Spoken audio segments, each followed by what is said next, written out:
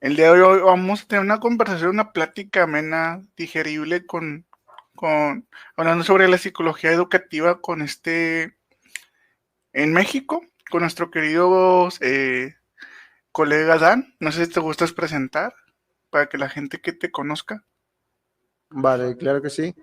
Pues muchas gracias, Psicogato. Pues bueno, es un placer, un gusto estar por aquí porque hay muchas cosas como que se ignoran de la parte educativa y de la docencia en cuestión de psicología, funciones, roles, instituciones, organismos, etcétera, ¿no? Entonces vamos a tratar como de hacerlo así bien digerible, porque la verdad que sí es un tema muy amplio y de repente se puede como dejar por alto muchas cosas importantes, ¿vale? Entonces, pues nada más de rápido me presento. Pues bueno, yo me llamo Daniel Torres Izazaga, estudié la licenciatura en psicología por parte de la UNAM, precisamente en la FE Zaragoza, de ahí egresé. Después me tomé un máster en terapias contextuales en la Universidad de Nebrija, que es España. Tuve un máster también en psicopatología clínica y en psicoterapia, ¿no? Bueno, de ahí pues han sido varios cursos, talleres, diplomados, desde la CNDH, las escuelas en las que he trabajado, un montón de instituciones, tanto privadas, públicas, gubernamentales, no gubernamentales, ¿no? También he tratado como de actualizarme y de seguir esta línea de estudio en las NOMS, que son las normativas oficiales mexicanas, certificaciones estándar de competencia, y todo lo que tiene que ver con esta parte de docencia y educación desde nivel básico primaria hasta superior, que es licenciatura, o después de ¿no? Que ya involucramos los posgrados, doctorados, maestrías, etcétera. Y bueno, en breves palabras, pues también me dedicaba a varias áreas, desde la organizacional, desde lo criminal forense, educativo y clínico, y sin embargo estas dos últimas ha sido lo que más me ha llamado, que es lo educativo y clínico, donde desempeño actualmente funciones en docencia, tutoría, capacitación docente y psicoterapia. Igual ya sea a nivel institucional, empresa o privado. Ok, ok, pues sí, tienes un gran currículum. Honestamente, yo te envidio bastante. Has laborado bastante y en diversas áreas. Entonces me sorprende bastante en lo que en todo en lo que te has formado y en lo que has trabajado. ¿Mm? Sí, de hecho, gracias. Es algo que ha costado mucho trabajo, no te voy a mentir, porque vamos a tratar de ser bastante directos, ¿no? Y honestos. Creo que importa mucho también el contexto en el que nace, ¿no? Desde las facilidades económicas, las oportunidades. Digo, no es una mentira el nepotismo y todas estas ideas de meritocracia, pero la realidad es que cuesta mucho. Hay también mucho sesgo, tanto ideológico, intereses económicos, políticos. Es un tema, ¿vale? Pero la realidad es que ha costado trabajo. En mi etapa de estudiante yo recuerdo que quería ser maestro. De hecho, una de las metas que yo tenía era ser docente, precisamente de psicología, porque como estudiante tenía una perspectiva de que realmente habían cosas que a mí no me parecían ni en la enseñanza ni en los contenidos. Y te voy a contar un poquito. Algo que a mí me marcó mucho fue un maestro que tuve, que todavía vive, pero ya se jubiló. Es José Luis Escorcia Jiménez. Él trabajaba ahí en la Clínica de Estado de México, Zaragoza. Con él estuve en programas de clínica educativa y tanto para adultos, ¿no? Y en esta parte de psicología. Y pues ahora sí que desde más joven se me dio la oportunidad de poder dar clases o trabajar ahí en lo que me estaba titulando, ¿no? Estaba en este trámite de la UNAM, ya sabes que es un poco engorroso. Y pues tuve un viaje de incursión laboral, ¿sabes qué fue? Fue muy gracioso porque yo pude entrar al ámbito laboral en plena pandemia. Estuve trabajando con la SECTEI, que es la Secretaría de Educación y Tecnología, por ahí así, tiene un muy poquito largo, y con la UNAM y el DGTIC. Y en estos tiempos de pandemia, por toda la inclusión de educación a distancia, se dio el desarrollo de plataformas como OpenMLS, Blackboard, Moodle, British Page y todo este rollo de la educación a distancia. Entonces a nosotros se nos encargó a través de células como profesionales con pedagogos, psicólogos, ingenieros, matemáticos, biólogos, trabajar en el proyecto STEAM. Fue un proyecto gubernamental en el cual estuvimos capacitando a maestros de toda la República. ¿A qué? A usar todas las plataformas digitales, todas las aplicaciones. Fue algo que a mí me enriqueció mucho a nivel currículum, porque ya fue un proyecto gubernamental, federal, estatal, entonces fue como, wow, ver la educación desde esta parte fue muy interesante y ya no verla como estudiante de... Porque es muy fácil, ¿sabes? Señalar todo lo que está mal con las instituciones, porque no nos vamos a hacer tontos, lo hay, pero es muy difícil conocer el trasfondo de por qué está así la educación en México y especialmente de la enseñanza en psicología, que lo vamos a ir viendo. Hablando de eso que mencionas, para ti, por ejemplo, ¿qué Ujú. sería la educación? La Mm, enseñanza. Ya es que ojo, que pues un lenguaje ordenado, o sea, cotidiano, pues ujú, es una forma, es una expresión para tal vez motivar a las personas, pero claro. para ti la enseñanza, ¿qué es? ¿Es un arte? ¿Es una metodología? Eh, ¿Cómo ayudaría en este caso la psicología en cuestiones de la educación? Vale, es una muy buena pregunta porque también la conceptualización, a mí me gusta usar primero el término acepción, porque el concepto ya es como algo fijo, estandarizado, ¿no? Término, Ujú. concepto. A mí me gusta más la acepción porque es algo que se va transformando, se va reestructurando a través de lo que se está viviendo, experimentando, aprendiendo. Entonces, para mí la educación es una acepción que tiene una íntima relación con el contexto, la normativa, todas las legislaciones, códigos del país, la región. Entonces, la educación no es lo mismo que entendemos nosotros en México como en otro país, ¿no? Partiendo de esa como generalidad, ¿no? Ese constructo de educación. De ahí podemos hablar de paradigmas de la educación, ¿no? También podemos hablar de teorías del aprendizaje y precisamente en la psicología pues sigue permeando el aprendizaje desde la perspectiva conductista, porque realmente se da, ¿no? De hecho, por ahí se están haciendo las uniones interesantes de la psicología con la pedagogía. Tenemos psicopedagogía. En algún momento, vamos a decir, la especialidad o el camino de la psicología educativa va a tener que tomar una decisión en cuanto a si se queda como psicopedagogía o psicología educativa, que es lo que yo estoy viendo, ¿vale? Porque también hay mucha pelea de funciones entre el pedagogo y el psicólogo educativo, que unos que dicen que se dedican a la planeación, otros a la intervención. Entonces, para mí la educación es algo que van construyendo los educandos, los docentes, las instituciones, y como tal es algo que se va reestructurando. Uh-huh. Pero sí que también tenemos una gama de aprendizajes y desde distintas perspectivas. Pero si yo pudiera definir la educación en una palabra, para mí es eso, es una acepción que se va reestructurando, dependiendo de estas variables, y que principalmente sí podemos tener metodologías bien estructuradas. Por eso es que hablamos también desde la perspectiva conductista, muy mal aplicada, de hecho por ahí lo vemos en esta parte de pedagogía, lo cual es un poquito preocupante. Mira, yo también he tenido la oportunidad de dar clases de psicopedagogía o pedagogía y también a psicólogos. Entonces, algo que a mí me pasó en mi experiencia, lo voy a compartir, es muy curioso, porque al final los pedagogos que yo tuve a mi cargo entendían más de teorías del aprendizaje desde la perspectiva conductual que los mismos psicólogos, ¿no? Y ahí es donde tú te quedas así como, ¿qué está pasando? Es como un poco extraño porque la psicología, tú lo sabes, es como algo que ya no se le está tomando una seriedad y es al punto de esto es psicología, esto no es psicología, entonces la educación también va acompañada de la palabra educando. No sé si habéis escuchado este término de educando. Por ahí es alumno, estudiante, ¿no? Entonces para mí es Ujú. el educando, ¿no? Es ese proceso que él va formando a través de nosotros. Para mí sería esa parte. Ok, ok. Entonces, eh, sí, mencionas que como hay bastantes como que disputas respecto a, Uh -huh. por ejemplo, qué hace cada quien. ¿Qué haría un psicólogo en cuestión de lo educativo? Es decir, ¿se encargaría de lo emocional? Porque generalmente cuando se habla de psicología se habla de la emoción, que a mí en lo personal la emoción es algo que incluso otras disciplinas pueden abordar. Entonces, ¿qué implicaría el psicólogo en la educación? ¿Es algo, se encarga únicamente, exclusivamente de lo emocional o de qué se encarga el psicólogo? ¿Mm? Bien, es una muy buena pregunta porque, mira, yo pienso que sin importar si eres psicólogo, médico, ingeniero, lo que sea, y si te estás dedicando al sector de la docencia y la parte educativa, creo que de cajón tendrías que tener conocimientos psicológicos y pedagógicos. O sea, por ejemplo, la pedagogía se malentiende mucho que solamente se queda con el aprendizaje, pero podemos definirlo de forma muy sencilla. Es el cómo enseñar a aprender. Y la psicología nos podría ayudar desde la perspectiva conductista precisamente a tener un aprendizaje pues, más significativo. Por eso también hablamos de teorías del aprendizaje. Ajá. Hablamos de aprendizaje situacional, significativo, incluso podemos meter zona de desarrollo próximo, ¿no? O sea, Ujú. la parte teórica de la psicología, claro que fortalece la educación y la enseñanza. Incluso hay algo que se denomina dentro de la pedagogía que se llama el PEA, proceso de enseñanza y aprendizaje.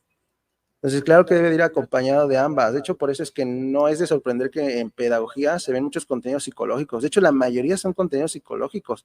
¿Por qué? Porque son aplicados. O sea, el conductismo sabemos que es totalmente aplicable. De hecho, esto es lo que me lleva a igual nutrir esta pregunta, porque yo tuve la oportunidad de trabajar en la Universidad de TAC, en campus de Tlatelolco, es universidad privada, y precisamente los chicos que tuve de pedagogía, era un tema de cómo enseñarles que la pedagogía tiene que aplicarse y enseñarse, ¿no? O sea, cómo explicarles el PEA, cómo enseñas a alguien que enseña a enseñar a otra persona. O sea, parece como un poquito ahí rebuscado, pero la verdad yo me basé mucho en las teorías de aprendizaje conductista, y algo que funcionó mucho fue traer estos animales que pudiéramos, pues vaya, condicionar, enseñar, moldear conductas. Entonces se les hizo atravesar laberintos, ¿no? Con etapas, y fue algo muy interesante porque se propuso que atravesaran estos laberintos por etapas del desarrollo, ¿sabes? Es decir, teníamos ratones hámster de cierta edad comparados con otros, y también hicimos los laberintos que tuvieran estas dificultades en el aprendizaje.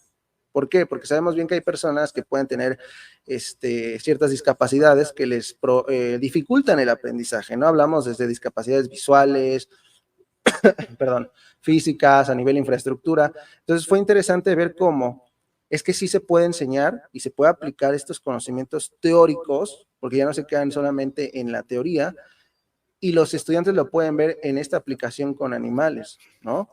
Lo cual obtuvimos resultados muy, muy favorables. ¿Por qué? Porque la escuela empezó a reconocer la aplicación. De hecho, también se tuvo que llevar un protocolo muy claro, desde protocolos Winstar, ¿no? Para cuidar a la rata, que hay un proceso de sociabilización que tiene que ver con la parte, aquí mencionabas esta parte de emoción, ¿vale? También, para no saltarnos esto, la enseñanza de la emoción también es fundamental, porque por ahí tenemos pedagogos o psicólogos que creen que todo es emocional y entonces lo atacan desde ahí, ¿no? Es que hay que abrazar, hay que contener, hay que demostrarles afecto a las personas. Así, pero no puedes caer solamente en ese lado, ¿no? Entonces, con los animales pasaba mucho esto, se encariñaban demasiado, y de hecho tuvimos muertes experimentales, ¿no? O sea, realmente fallecieron unos porque no los cuidaron, ¿sabes?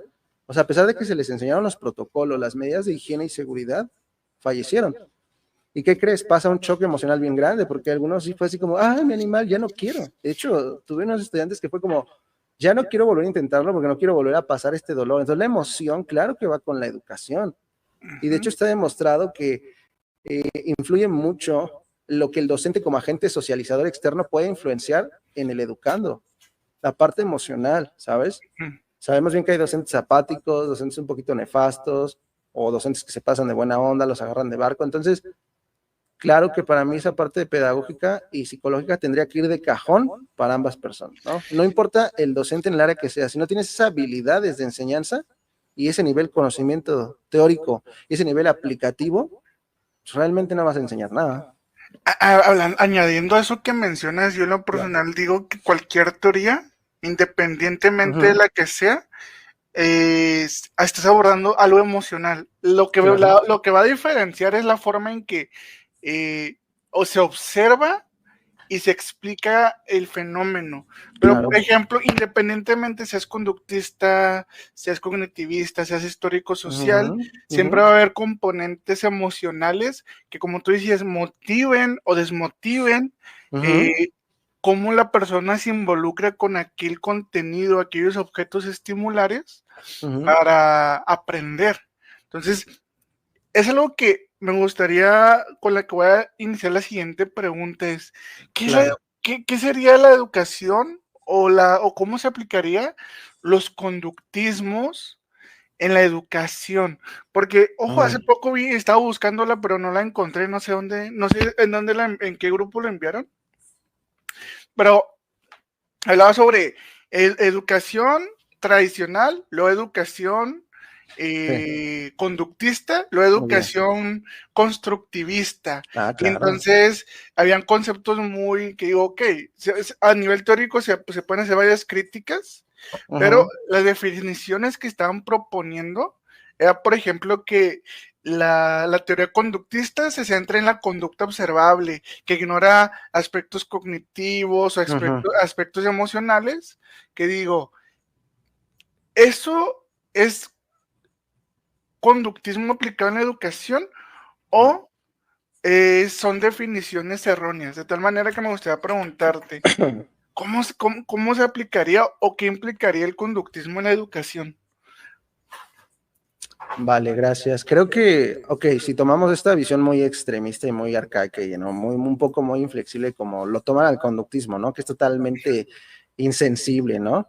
Que por ahí sabemos que no, si toma aspectos internos o subjetivos de la conducta, pero también hablamos del proceso molar y sabemos que tenemos un montón de conductismos, ¿no? Entonces tú lo sabes, hay estos procesos molares de aprendizaje donde sí, efectivamente, quizá no se toma tanto la dimensión emocional, pero ojo, ahí viene una respuesta. Y es muy interesante lo que preguntas porque claro que se puede integrar. Por eso hablamos de algo que se llama diseño curricular. El diseño curricular debería de integrar los aprendizajes teóricos de distintas perspectivas constructivistas, cognoscitivista, histórico-cultural, conductual, humanistas. Por eso hablamos de los modelos de aprendizaje que se han ido actualizando a través de cada cambio sexenial de toma de presidencia. Por eso hablamos de la Ley Federal de Educación, la Ley General de Educación y toda la actualización dentro de estos estatutos normativos. Por eso tenemos la NEM, la Nueva Escuela Mexicana, ¿vale? Que cambia esto y busca hacer un aporte desde estos conocimientos aplicados. Entonces el conductismo es algo bien interesante porque de hecho también tuve una oportunidad de presentar una ponencia en la escuela, en una escuela privada, Vasconcelos creo, donde precisamente presenté una propuesta de conductismo aplicado en el diseño curricular. Porque en el diseño curricular, esto es algo que ignora mucha gente, ¿no? Porque es lo que te comentaba, es muy fácil decir, es que las escuelas de psicología no sirven, los maestros no enseñan, o sea, es muy fácil criticar las fallas, pero no entendemos de dónde vienen. Y aquí está tu respuesta. El diseño curricular integra cosas como adecuación curricular, malla curricular, aprendizaje, el PEA, que es lo que te hablaba, este proceso de enseñanza-aprendizaje, el perfil del docente, el perfil del educando, la filosofía de la educación. Hay que saber de filosofía de la educación para entender esta parte aplicativa y no teórica. Entonces, el conductismo no tiene por qué quedarse estático. De hecho, se hace una integración desde varias perspectivas. Esto es muy diferente, porque sabemos que a nivel teórico y de conocimientos en el cuerpo de la psicología, el eclecticismo pues, no es lo más favorable a la hora de la aplicación, porque se hace un revoltijo, ¿no? Entre paréntesis, un cagadero, ¿no? Entonces, es diferente en la educación, porque el diseño curricular sí puede tener esta dimensión de flexibilidad, por eso se llama adecuación curricular este apartado, uno de tantos que conforman la creación de un plan de estudios. Por ahí es muy fácil criticar el plan de estudios de cualquier universidad y decir, esto es una cosa mal hecha, pero no entendemos que tiene un sentido de diseño curricular. Entonces, el conductismo se puede integrar con el favor de otras áreas de conocimiento aplicado, en el caso del humanismo, ¿sabes? Sabemos bien que desde la perspectiva conductista no solo el estímulo que es aquel que presenta o elicita una respuesta en el organismo, pues es variable, puede ser hasta una emoción de otra persona, ¿sabes? Entonces, claro que el conductismo desde su base no es totalmente insensible ni ajeno a la educación. De hecho, es algo que sigue siendo de lo más demostrable, de lo más efectivo, aunque haya algunos en contra y digan que son como robots y malentendiendo el conductismo y que son gritos y palazos. Eso no es conductismo, ¿sabes? Entonces, por eso es que yo propuse esta parte de enseñar a los chicos a que pudieran condicionar a sus animales en moldeamiento de conductas, encadenamiento de conductas, aprendizajes, y lo pudieron hacer en semanas, ¿sabes? Entonces se dieron cuenta que la educación aplicada, y algo que también se olvida son las etapas del desarrollo cognitivo, que también las podemos tomar, tú sabes, de Cajón, Piaget, está Vygotsky, por eso hablábamos de zona de desarrollo próximo, ¿no? Entonces, claro que tenemos que ver esas etapas, que en donde se pueden permear ciertos aprendizajes con mayor facilidad, ¿sale?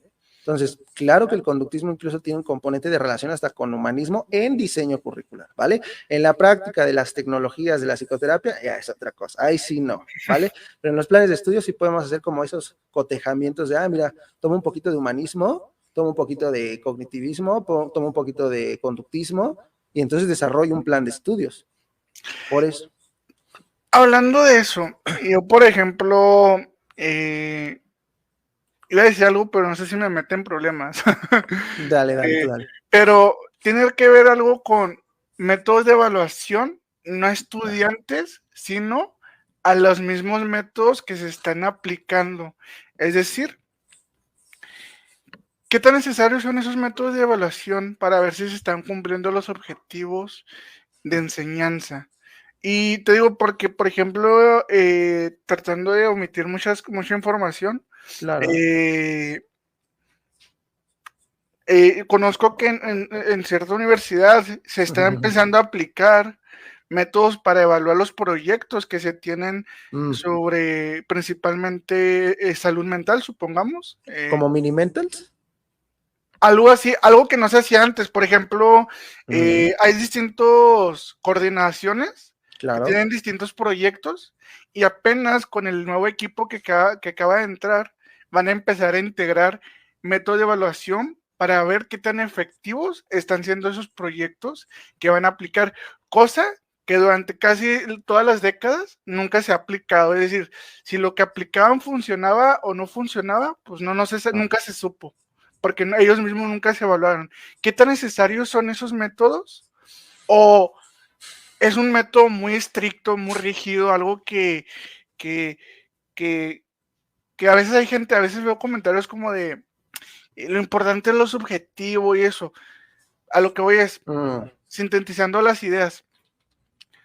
¿Qué tan necesarios son esos métodos de evaluación para ujú, los mismos educadores, mm.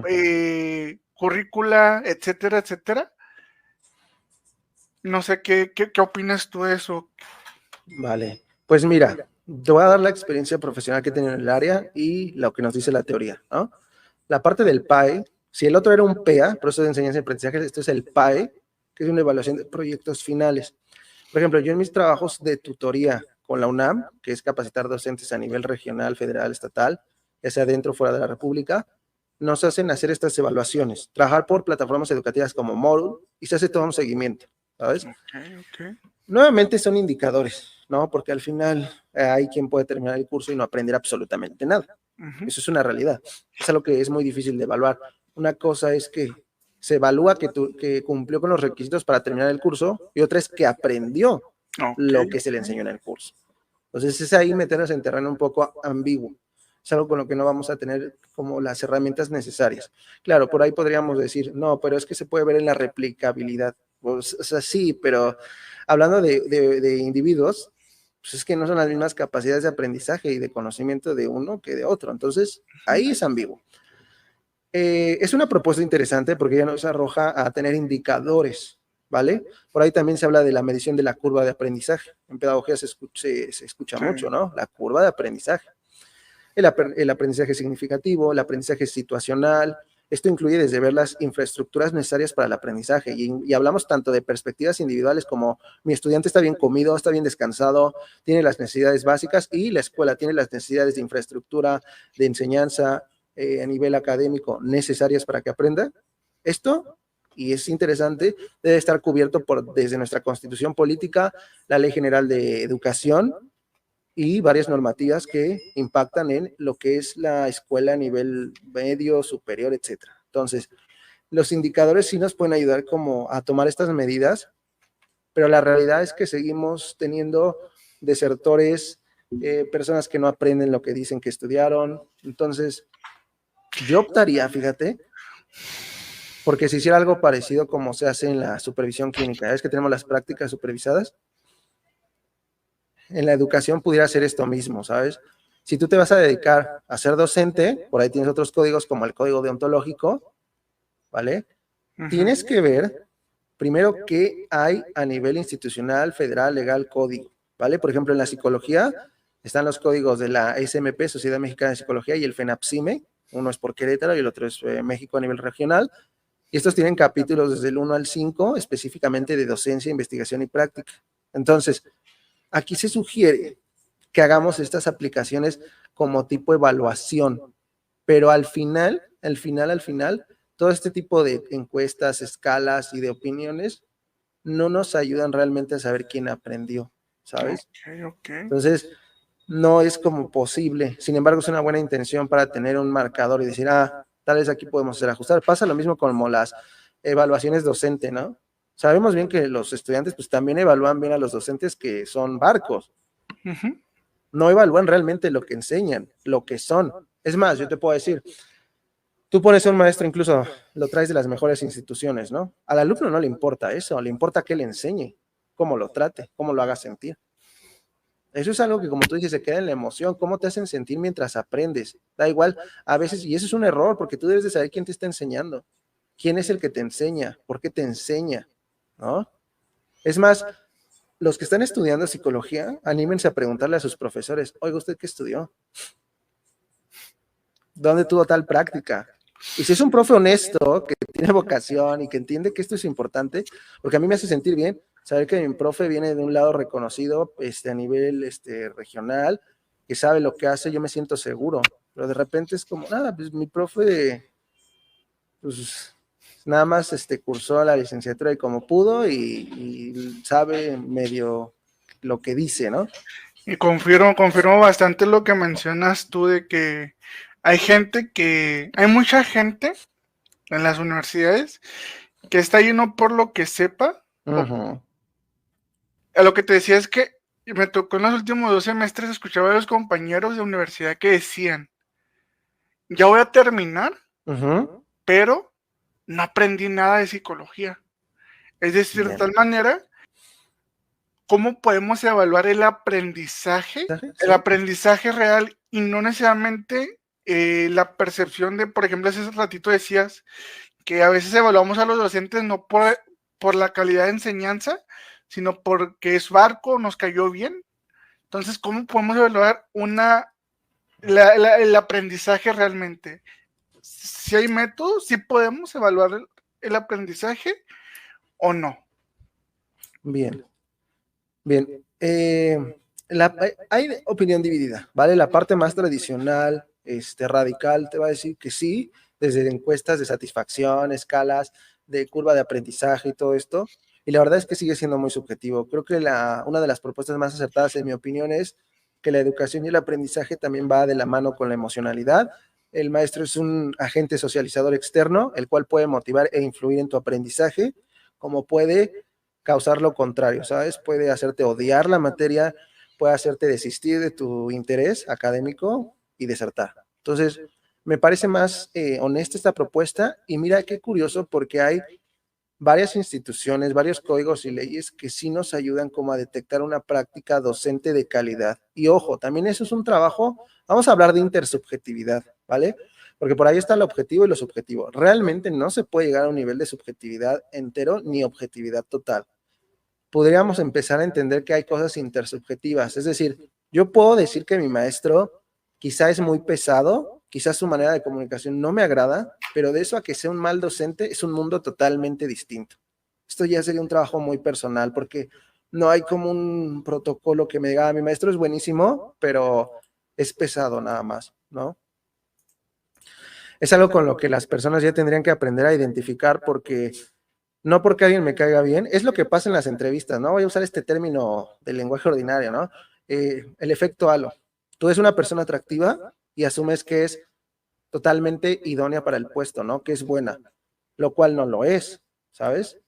Entonces, en la educación pasa lo mismo, no porque te caiga bien tu maestro quiere decir que enseñe bien, que sepa lo que enseña. Y precisamente, como te comentaba, en la parte de la educación, el diseño curricular importa mucho. Por eso hablamos de una parte de perfilación.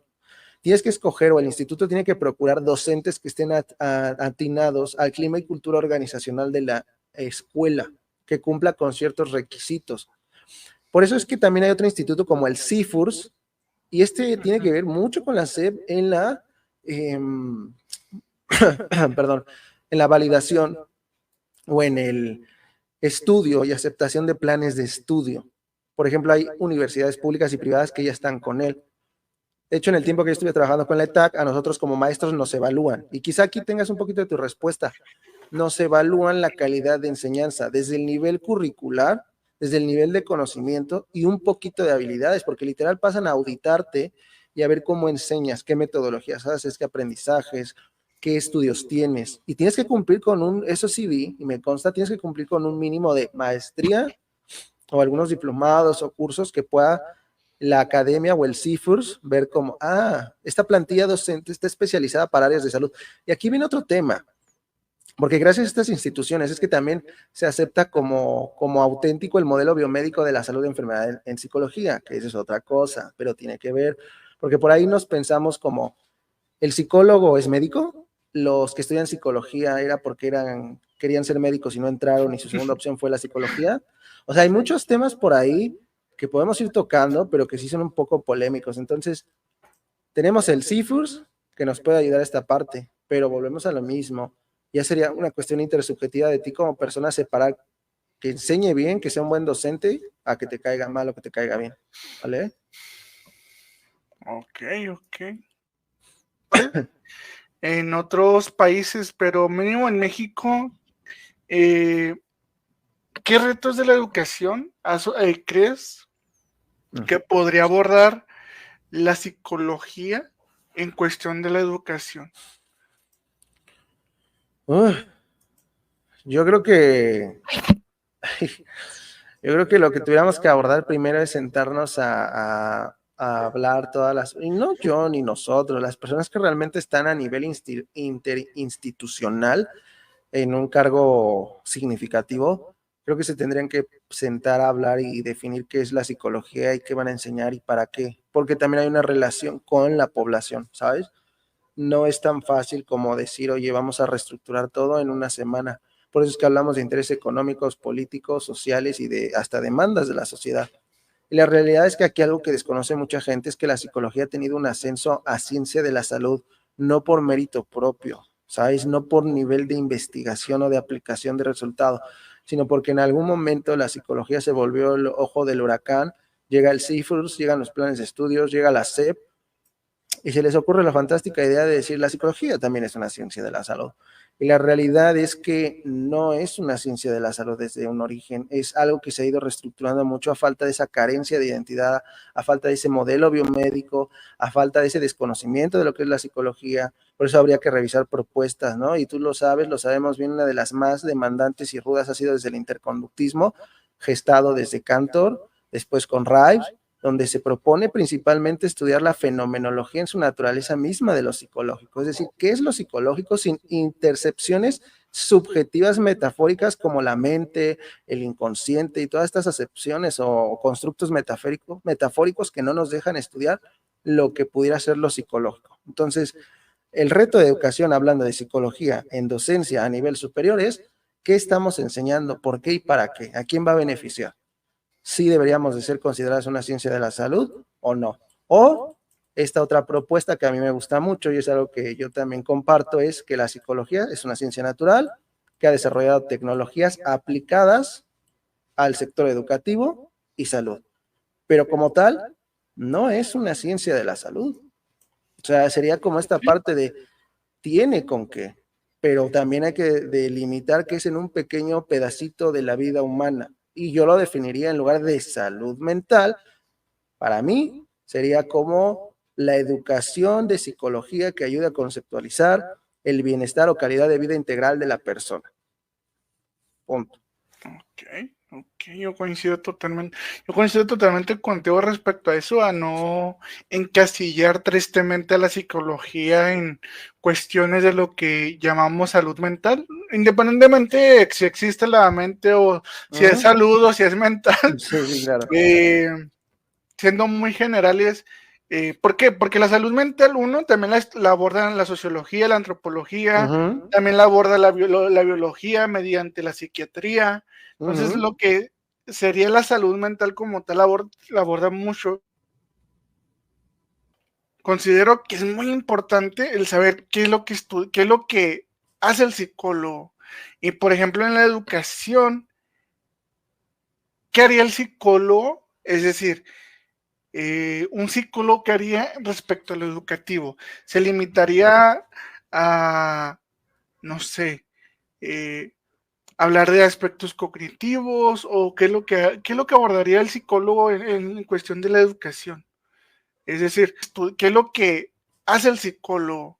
Y por ejemplo, en la educación, ¿qué haría el psicólogo? Es decir, un psicólogo que haría respecto a lo educativo. Se limitaría a, no sé, eh, hablar de aspectos cognitivos o qué es lo que abordaría el psicólogo en cuestión de la educación. Es decir, ¿cuál es su labor? Hay algo que hacen los pedagogos, pero hay algo que hacen los psicoeducadores que los diferencia, delimita cada uno su campo. Entonces, ¿cuál sería la diferencia entre un pedagogo y un... ¿Y un psicólogo educativo? Ambos. O sea, ¿cuál sería la diferencia entre pedagogo y psicólogo educativo a Así nivel es. función? Ah, Sí, ok. así es. Fíjate que, perdón, es algo bien curioso. Yo te voy a dar una idea muy personal, porque esto no tiene nada de sustento ni de estudio. Supongo que por ahí se han de haber hecho intentos, pero no sé si te has dado cuenta que hay carreras que han ido como desapareciendo por el tiempo, por la demanda social, o que han terminado absortas de otras ciencias, que no debería, pero pasa. Por ejemplo, es que, bueno, voy a decir algo que igual hay gente que no va a estar de acuerdo. Sabemos bien que un psicólogo organizacional aplica de todo menos psicología organizacional, ¿verdad? Y hace funciones administrativas. Y en un momento se termina comiendo un administrativo. Porque hace entrevista, hace todo lo que se hace psicometría, lo que hace un administrador lo puede hacer mejor. Aquí yo tengo un conflicto.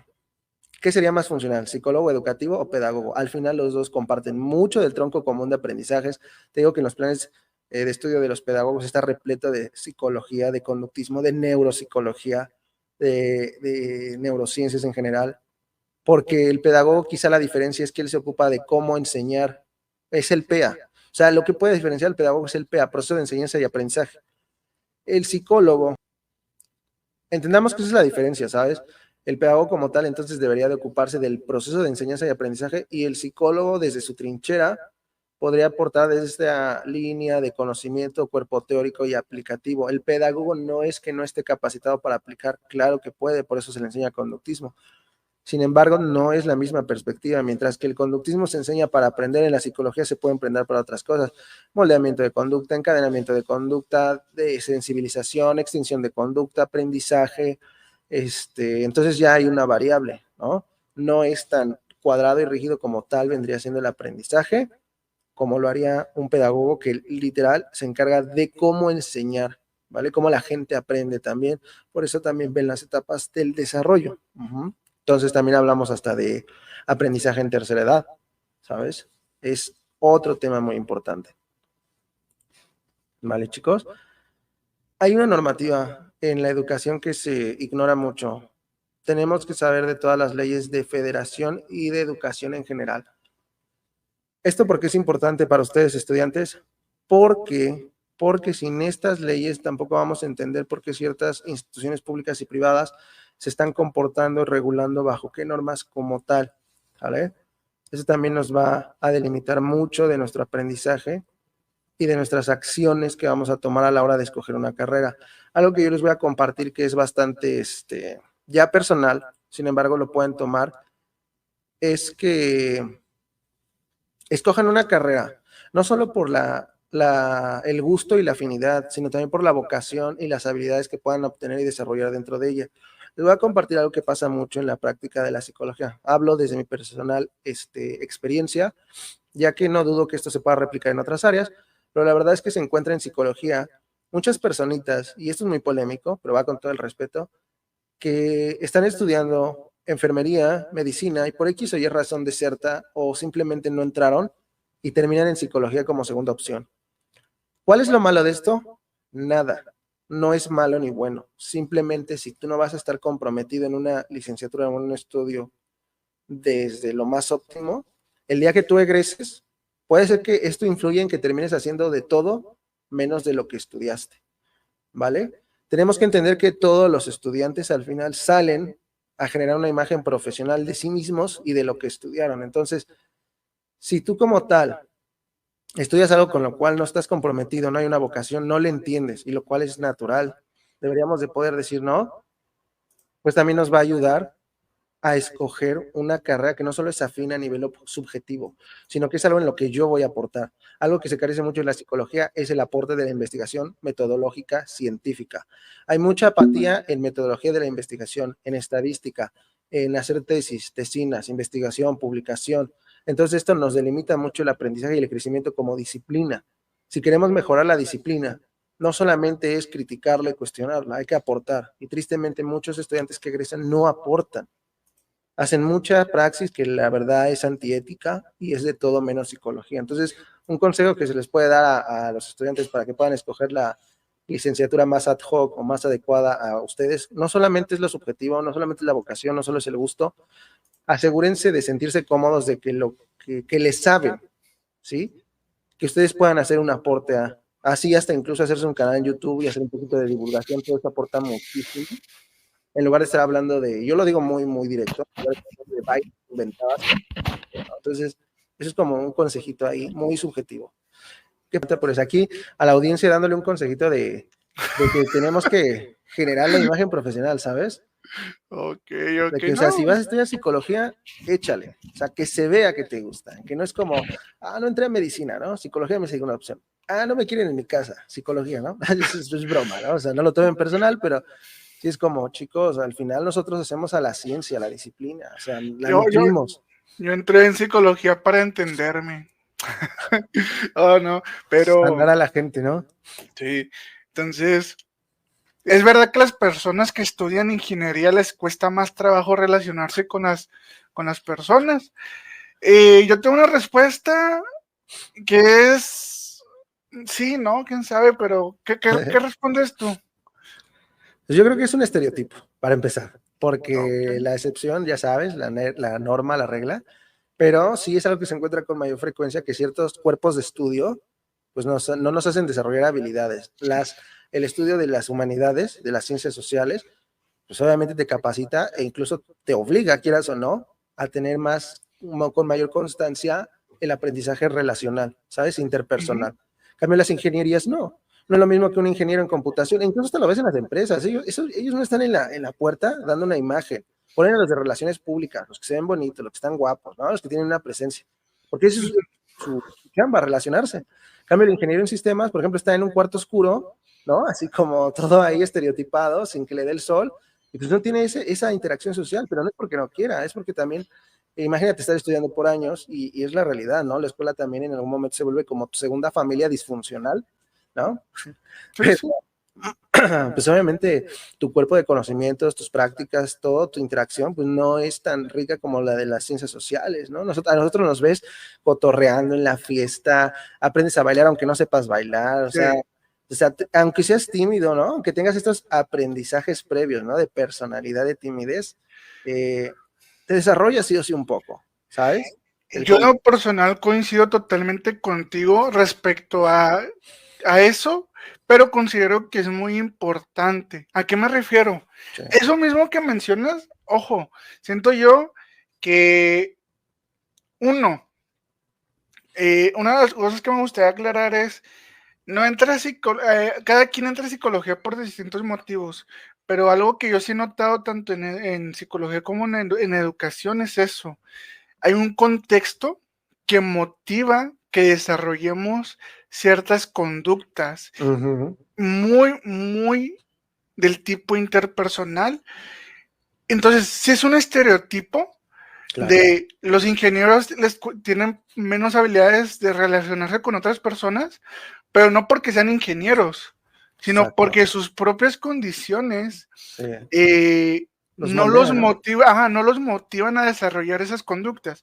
Y voy a algo tan simple. eh, Tengo una relación odio-amor hacia esas dinámicas, Claro. porque por un lado considero que son muy importantes no para el conocimiento per se, o sea, el conocimiento psicológico, pero lo creo necesario para las habilidades interpersonales. Y es que, Ujú, por ejemplo, en psicología a mí yo lo he visto, que se fomenta mucho dinámicas de el típico, incluso ya cuando estaba en último semestre me tocó cómo te llamas, cuáles son tus hobbies, qué te gusta, qué no te gusta. Entonces me tocaban materias ya en los últimos 2 semestres, que eso que generalmente se ve únicamente en el primer semestre en otras carreras, durante hasta el final me tocó a mí.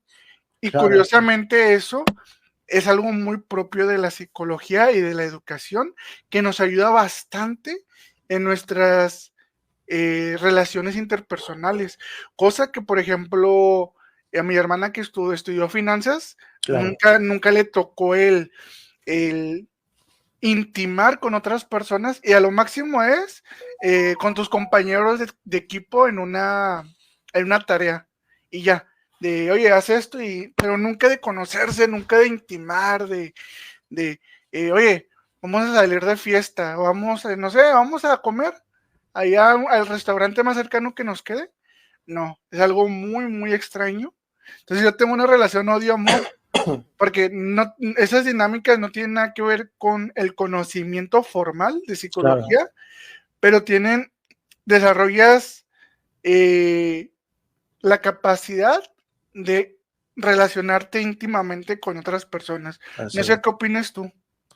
Sí, yo creo que en una palabra o algo más breve que lo que acabas de decir también coincido, como tal en el cuerpo del diseño curricular o de contenidos de estudio en psicología, no viene a ser amigos uno y dos, ¿sabes? O sea, Ujú, no viene, pero sin embargo la parte de los conocimientos que involucran el acercamiento intra e interpersonal, pues te obliga a desarrollarlo. Claro que hay gente que ya traiga ciertas habilidades y las desarrolla, hay gente que las va a adquirir, ujú. o hay gente que de plano se queda ahí, porque también pasa, no avanza, ¿no? Entonces, sí, como tal coincido, no es algo que la psicología enseñe, te digo, a ser amigos uno y dos, pero la parte de relacionarte sí que está implícita. Y lo hablábamos la otra vez, ¿no? Mi querido psicogato, que incluso en los modelos como FAB, la parte de la interrelación personal o relación sujeto, experto, profesional, consultante, tiene mucho que ver en el éxito de la psicoterapia, en ese proceso. ¿Sabes? De esas habilidades de poder hacer un rapport, un vínculo, porque Ujú. también eres parte de ese moldeamiento de conductas, de ese aprendizaje. Ujú. Entonces, claro que es muy importante, ¿sabes? No sé cuánto tiempo nos queda, ¿sí, gato? O Nos ya. quedan 10 minutos. Entonces, Vale, ya para cerrar este tema, para hacer la otra pregunta que nos queda. claro. Bueno, no es una pregunta, es más que Tú un dale. comentario. ¿Crees necesario el fomentar eso en otras carreras? Porque me quedó algo que decías hace ratito, no es algo que a los ingenieros en su trabajo, en su labor profesional, sea indispensable. Pero ¿crees que sea necesario para algo más, no necesariamente profesional, o sea, de un conocimiento formal? Y te lo digo, por ejemplo, te digo, en la universidad que hace ratito mencionaba, viene un equipo muy al Chile, bien fregón, o sea, mis Ujú. respetos. Entonces, una de las aristas que quieren tomar ellos desde la psicología es respecto a cómo mejorar la vida estudiantil de los universitarios en eso. Y una de las cosas que yo sí señalo es esa diferencia. Se lo digo tanto porque lo he visto con mi hermana pero también porque estudié ingenierías. No la armé, honestamente, pero sí vi que las dinámicas interpersonales son muy Son distintas. distintas. En psicología y en educación se fomenta mucho el que tú te relaciones con dinámicas como jueguitos, ponle la cola al burro o cosas de ese tipo que tal vez odiemos a algunos. Yo te digo, tengo una relación amor, pero ¿crees que sea necesario? O sea, que eso se enseñe en otras disciplinas, ingenierías, derecho, veterinaria, medicina. Sí, creo que el sistema educativo, si bien no es su responsabilidad dar cobertura a todo, porque hay algo que cada núcleo, cada conglomerado de personas, y lo podemos ver desde antropología, desde sociología, tiene un significado, ¿no? La familia, los compañeros, las relaciones de amistad, el noviazgo, el compañerismo, o sea, toda relación tiene un significado en la vida humana. O sea, no es como decir, podemos estar sin relación alguna, porque de ahí se transmiten muchos de los aprendizajes, ¿sabes? Mucho de la parte de poder también desarrollarse a nivel personal. Entonces, sí, considero que toda formación educativa debería de implementar estas habilidades intra e interpersonales y tendrían múltiples beneficios.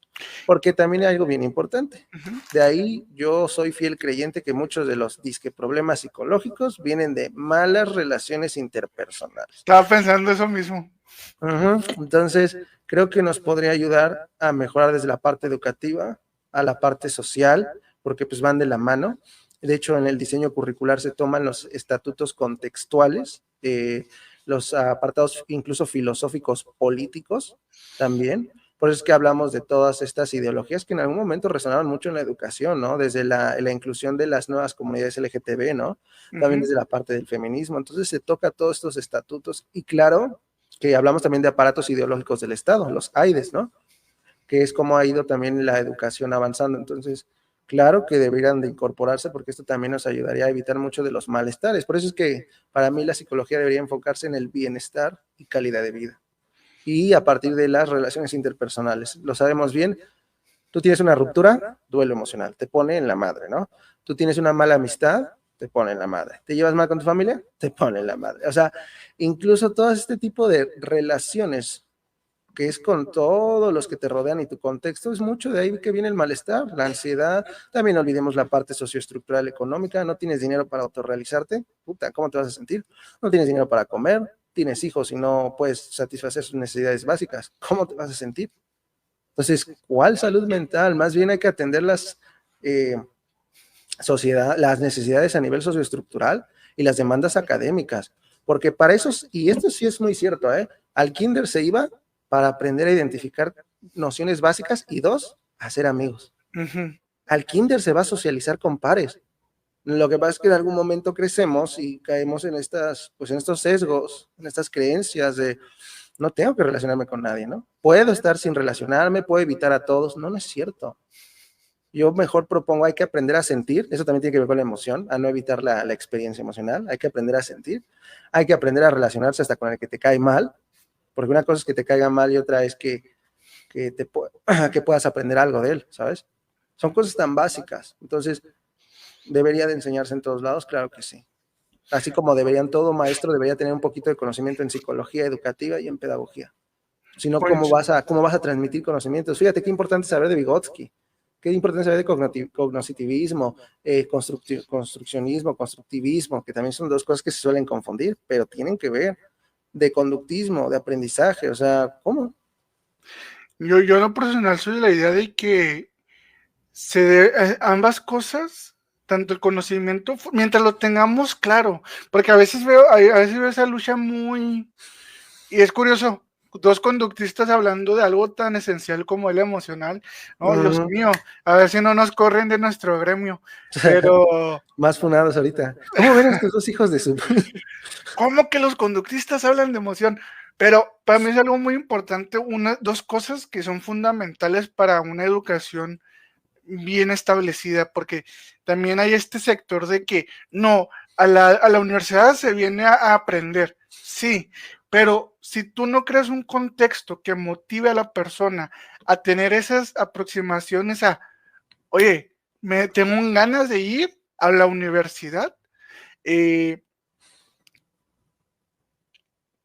no, aunque el conocimiento sea formal, ¿cómo se dice? Aunque sea muy bueno, nunca no va a ir la persona a aprender porque no tiene esa motivación. A lo que voy es, creo que se deben de implementar, pero tener bien claro los objetivos de las dinámicas. Estas dinámicas tienen la intencionalidad de ayudar a motivar y a relacionarse con otras personas, a los estudiantes, y estas dinámicas tienen el objetivo de adquirir un conocimiento formal. Deben de ser conceptos básicos de aspectos teóricos, que digamos, no sé, en qué consisten los cognitivismos, en qué consisten los conductismos, procedimientos, técnicas, etcétera. Entonces, ambas cosas deben ir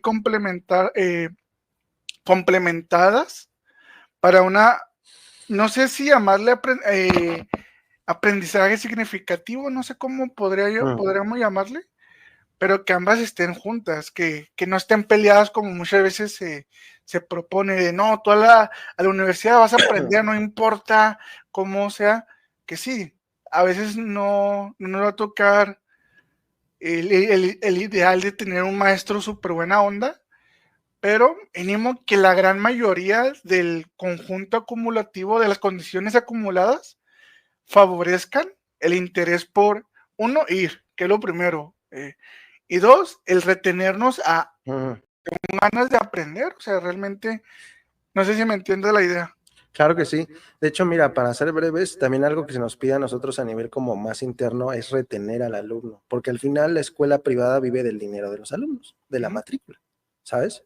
El problema es que en algún momento se vuelve un negocio y se separa de llevarlo por esta parte más idónea, que es mejor convence y motiva al estudiante que vale la pena aprender aquí contigo y con tu cuerpo docente, en lugar de obligarlo y hacerlo sentir mal. Entonces, claro que a nivel negocio se ve esta parte, pero también se ve a nivel humano. ¿Por qué? Porque también por ahí es como, soy conductista y por lo tanto soy antihumanista. No, papi, de hecho el humanismo ni siquiera debería estar excluido de nada. O sea, estás tratando con personas, es lo mismo que la docencia y los códigos deontológicos. Tú tienes que saber, por eso tener estas habilidades. Y si bien no las has aprendido, algunas escuelas en las que yo he tenido el gusto de estar, sí te han capacitado. A mí me han capacitado. Yo puedo decir con ese honor de me han capacitado en este tipo de habilidades.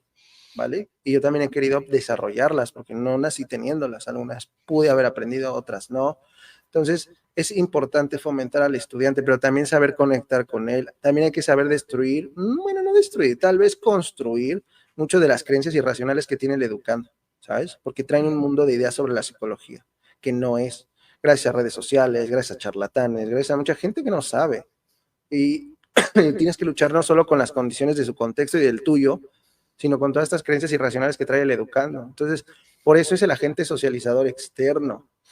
Tú vas a moldear, vas a funcionar en este PEA, proceso de enseñanza-aprendizaje, lo vas a ayudar, ¿sabes?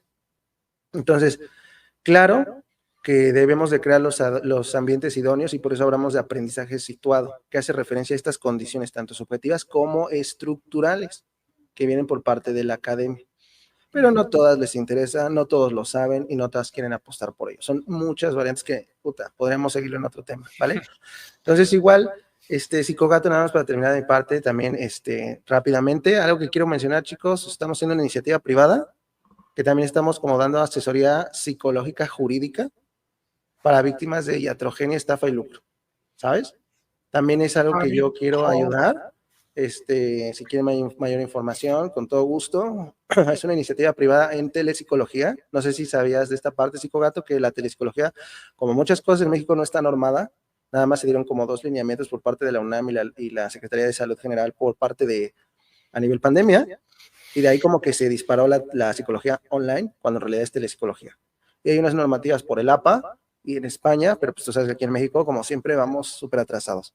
Entonces, la iniciativa propia, con tu permiso, si me lo otorgas, es hacer esta difusión de, nos gusta enseñar desde esta parte de la telepsicología y desde la orientación psicológica jurídica, porque mucha gente no sabe cómo proceder o si ha sido víctima de iatrogenia y de lucro. Ya viste este caso reciente con la Marilyn Code, ¿no? Entonces, es algo que a nosotros, y es algo que yo he estado trabajando, me gustaría aportar como a nivel instituto, porque es lo que está formalizando, de poder regular esto. No sé si también te has dado cuenta que hay un tema en el cobro, cada quien cobra lo que quiere y a veces estas atenciones se disparan un montón.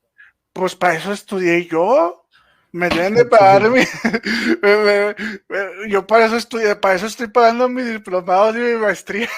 Claro, y es válido, pero creo yo que, por ejemplo, algo que no debe faltar es esta parte de conciencia de clase, y es algo que yo trabajo y propongo es, no nos cuesta nada hacer una historia socioeconómica y un estudio sociodemográfico, ¿sabes? Coincido totalmente. No Ya nos fuera de cuesta broma. nada. Fue de broma, porque lo otro es un chiste local. Sí coincido totalmente en que a veces es abusivo. De que, por ejemplo, a mí me ha tocado psiquiatras, no es que cobran 1,500, pero los ves cada 2, 3 meses. Y entonces, por lo tanto, como no los ves tan seguido, 1,000, 2,500, pues está bien. Claro. Pero hay psicólogos Cada que semana. la sesión o 2 veces por semana, 1,500, No, como de, güey, no no, mames, cabrón. no, no, no. Entonces, coincido totalmente en lo que es una perspectiva de clase respecto a los cobros. Siento yo que gracias a lo de esta señora Cobbs, o cómo se llame, La cauta. Marilyn, debemos de aprovechar los psicólogos porque últimamente han salido bastantes, ¿cómo se dicen? Otros casos muy similares en las que podemos aprovechar esta balanza que se está dando este hit mediático que hay para exigir más regulación. Y ojo, regulación no implica que tenga especialidad, que tenga maestría, implica más que eso, porque hay gente que asume que la solución es, no, pues para que haya más maestrías, más no, la Claro. solución no estaba en el título, como dice Rives, en el titulitis, ¿no? O sea, Claro. sino en crear herramientas de regulación profesional. Y la titulación o la especialidad, que muy bienvenida sea, no es suficiente para este tipo de casos como el de la tipa esta. La code. Es correcto. Y mira, es que, híjole, nos iríamos aquí horas, las hay. Y de hecho, nada más te las voy a nombrar así por encima. Está COFEPRIS, está la Secretaría de Salud con la Ley General de Salud, específicamente salud mental, están las NOMS, normativas oficiales mexicanas, están los códigos de la Sociedad Mexicana, de la FENAPSIDE, está el RENAP, está la parte del Código Penal Federal, también se involucra en usurpación de funciones, y hay un montón. ¿Sabes qué es el problema? Que no se enseñan en la escuela. ¿Y sabes por qué? Porque no hay apartados de ética y ética profesional en psicología. Son cosas totalmente distintas. Primero hay que entender la ética desde su singularidad, como un estudio filosófico, y luego aplicado a la parte de normatividad de códigos y leyes. Entonces, eso es algo que no se da.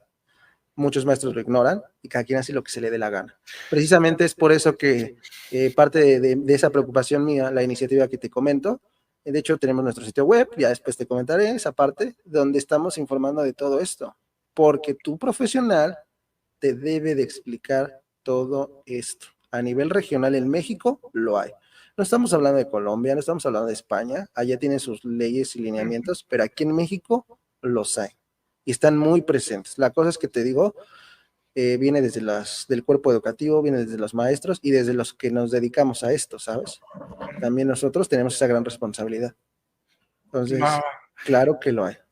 Para terminar, nos pregunta Luis Ricardo Avelar Luna, ¿cómo puedo contactarlos para recibir orientación sobre iatrogenia y lucro en un caso de psicoanálisis? Uf, esos son los que me gustan, bro. Esos, mira, hasta me prendo. Ah, es cierto.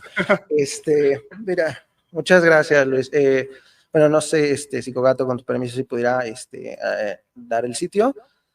Como tal, se llama te lo voy a poner ahí, te lo voy a comentar, ¿vale? Ahí está la Coméntalo o página. mándamelo. Entonces, más tarde yo Espera, te lo mando. lo comparto directamente. Vale, muchas gracias. Mira, te comento, Luis, nuestro instituto se llama Centro Especializado en la Atención Psicoterapéutica y Orientación Psicoeducativa, ¿vale? Nosotros nos encargamos de, en nuestros servicios, dar una asesoría psicológica jurídica y se hacen evaluaciones. ¿Qué tipo de evaluaciones? Desde checar datos tan íntimos como cédula profesional, registro de profesionales, qué metodología te aplicó. No es lo mismo trabajar con tecnologías de tercera generación a trabajar con un enfoque. No es lo mismo que no te haya explicado una metodología, hay un contrato de consultante, hay un apartado de confidencialidad de los datos, de secreto profesional, te tiene que entregar un informe, no un diagnóstico, no una evaluación, te puede entregar un informe de valoración. Claro, esto dependiendo también de la visión, pero en este caso trabajamos con interconductismo y terapias de tercera generación, porque también son nuestros supuestos. Hablamos de valoración, ¿valoración de qué? De la conducta, ¿sabes?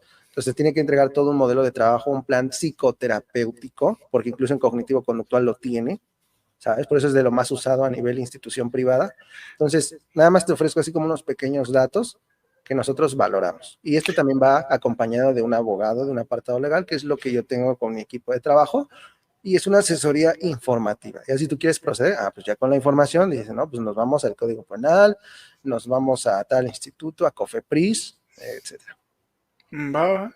Yo con un programa coincido totalmente, o sea, no es como, no es de expediente, es un informe que, ojo, independientemente del enfoque, Exacto. tiene que darte ese informe a ti. Así es. Que trabaja con análisis funcional o que trabaja con psicométricos, con baterías, independientemente, es algo que, independientemente del enfoque, se te debe de entregar a ti. Claro que sí. Entonces, si no se te da, pues ya. Es una Manda, señal. ajá, ya, compárteme la página para Claro que sí. compartirla. Ahorita te la mando. Va. Entonces, pues bueno, no sé qué les pareció el live, la plática, la conversación. Y ya para despedirnos, ¿cómo te sentiste, Dan? ¿Qué tal? Te dejé casi 5 minutos solo. No te preocupes.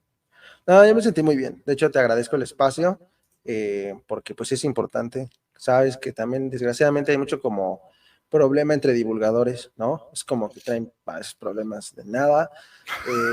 Sí, o sea, perdóname, no, yo no va contra nadie, simplemente creo que tenemos que demostrar eso también, esa colaboración, ¿sabes? No podemos estar cayendo en estas cosas. Yo también personalmente soy alguien que evita mucho el conflicto y prefiero mejor, ¿sabes qué? Vamos a hablar, compartimos ideas.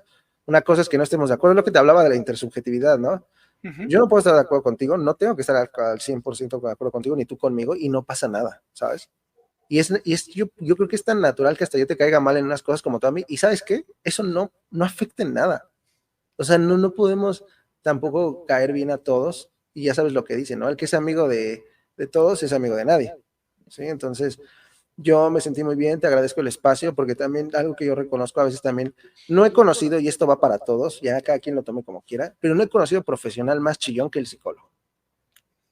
Sí, la del chile. Es una persona, es un profesionista que no sabe tomar la crítica de ninguna manera, pero eso sí, le encanta hacerla, pero recibirla, puta.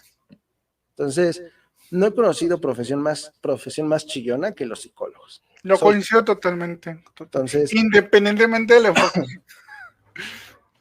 independientemente de todo, ¿sabes? Entonces, yo te lo agradezco, no te preocupes de los problemas, es algo que pasa, ni modo, pero se pudo lograr el objetivo y te agradezco el espacio y el tiempo.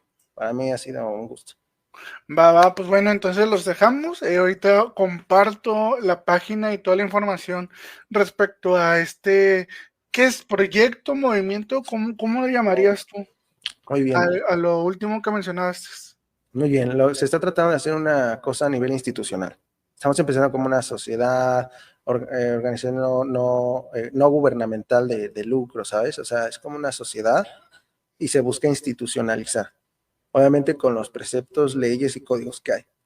Entonces, como tal, tenemos que empezar desde esta propuesta y con el tiempo, el apoyo, y no económico, sino de difusión, porque también me dedico a la divulgación científica, un pedacillo, también esto nos ayuda a que se tome en cuenta, o sea, que los organismos volteen a vernos y es como, mira, hay gente que le importa, porque los hay, pero nadie se interesa en aplicarlos, ¿no? Entonces, es esta iniciativa que empieza como una ONG, pero busca institucionalizarse a nivel privado. ¿Por qué?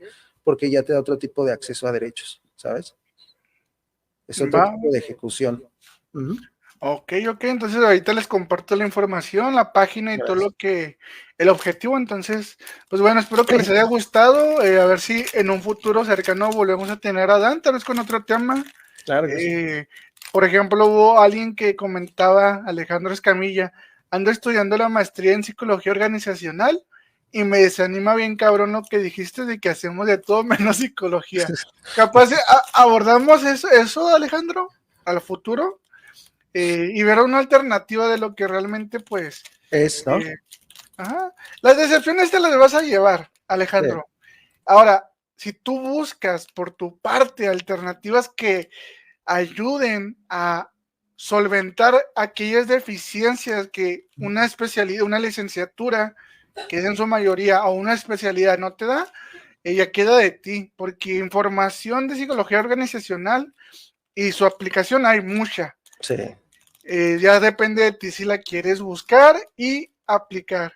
No, y si te dejan, ¿no? Las empresas.